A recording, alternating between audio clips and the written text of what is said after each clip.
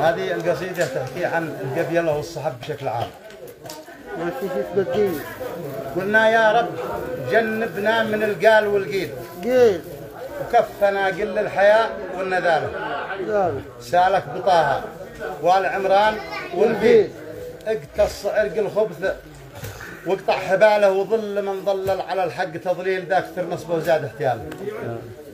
وانزل على اهل الفتنه احجار سجيل واحرق من الصها ويتم عياله ويبس عصب يده وسيقال للرجيل عساه يفهم ليش هذا جراله.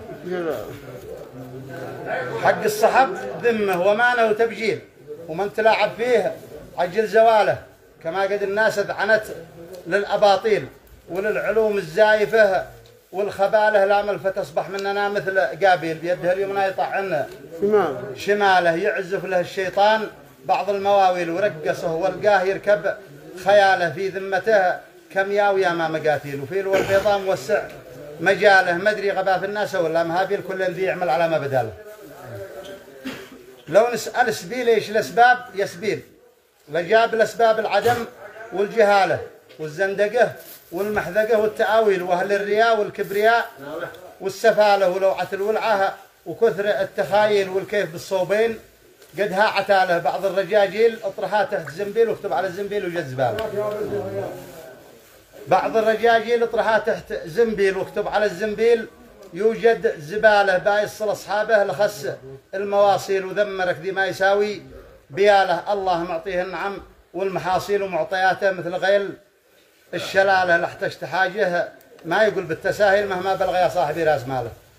عند الشدايد يرتخين الصواميل وانها عوافي دقبوها رجاله والبعض لا والله يسوى رجاجيل وافعاله الزينات تسبق مقاله يمشي معاك الدرب مهما العراقيل يصدق معك في صحبته والزماله والانتخيته يعتبر بنك تمويل ويعتبر حاجه معك انها له.